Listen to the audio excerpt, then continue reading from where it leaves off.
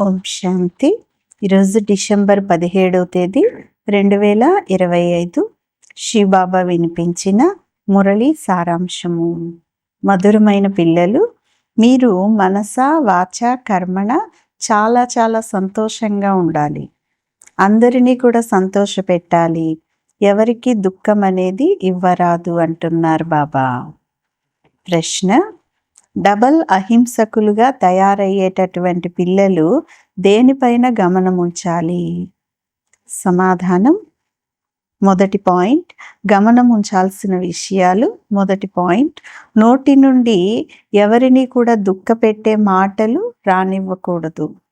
మాటలతో దుఃఖపెట్టడం కూడా హింసయే. రెండవ పాయింట్, మనం దేవతలుగా అయ్యేవారము. అందువలన నడవడిక చాలా చాలా రాయల్గా ఉండాలి. ఆహార పానీయాలు కూడా చాలా ఉన్నతంగా కానీ చాలా తక్కువ రకంగా కానీ అంటే నీచంగా కానీ ఉండరాదు అంటున్నారు బాబా. ఈరోజు పాట: నిర్బలులతో బలశాలుల యొక్క యుద్ధము. మంచిది. మధురాతి మధురమైన అపురూపమైన పిల్లలకు తల్లి తండ్రి బాప్దాదాల యొక్క ప్రియ స్మృతులు మరియు గుడ్ మార్నింగ్. ఆత్మిక తండ్రి ఆత్మిక పిల్లలకు నమస్తే. ఆత్మిక పిల్లలు ఆత్మిక తల్లి తండ్రికి ప్రియ స్మృతులు, గుడ్ మార్నింగ్ మరియు నమస్తే నమస్తే.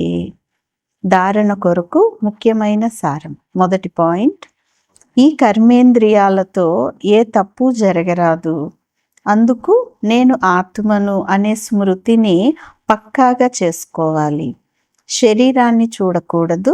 ఒక్క తండ్రిపైనే గమనం అనేది ఉంచాలి. అంటే ఒక్క బాబా వైపే అటెన్షన్ ఉంచుకోవాలి అంటున్నారు బాబా. రెండవ పాయింట్, ఇప్పుడు మీది వానప్రస్థ స్థితి. అందువలన శబ్దం నుంచి దూరంగా వెళ్ళే పురుషార్థం చేయాలి. తప్పకుండా పవిత్రంగా అవ్వాలి. సత్యం అనే నావ కదులుతుంది కానీ మునగదు అని బుద్ధిలో ఉండాలి.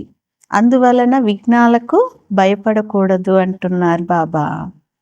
ఈరోజు వరదానం: డ్రామా యొక్క జ్ఞానము ద్వారా అచంచల స్థితిని తయారు చేసుకునేవారు ప్రకృతి లేక మాయాజీత్ భవ.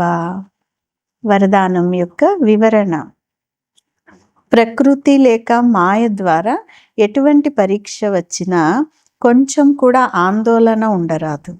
ఇది ఏమిటి, ఇది ఎందుకు అనే ప్రశ్నలు ఉత్పన్నమైన ఏ సమస్య అయినా కొద్దిగా యుద్ధం చేసేదిగా అయినా ఫెయిల్ అయిపోతారు.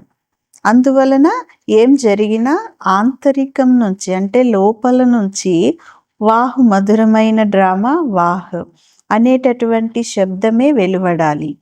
అయ్యో ఇలా జరిగిందే అనేటటువంటి సంకల్పం కూడా రాకూడదు అంటున్నారు బాబా. సంకల్పంలో కూడా ఆందోళన కలిగే స్థితి ఉండకూడదు. అంటే సంకల్పంలో కూడా ఆందోళన రానటువంటి స్థితి ఉండాలి.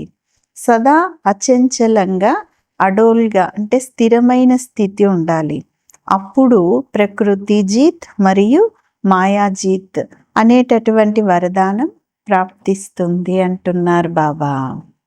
స్లోగన్: సంతోషకరమైన వార్త వినిపించి సంతోషాన్ని ఇప్పించటమే అన్నింటికన్నా శ్రేష్టమైన కర్తవ్యము అంటున్నారు బాబా. మంచిది. ఓం శాంతి.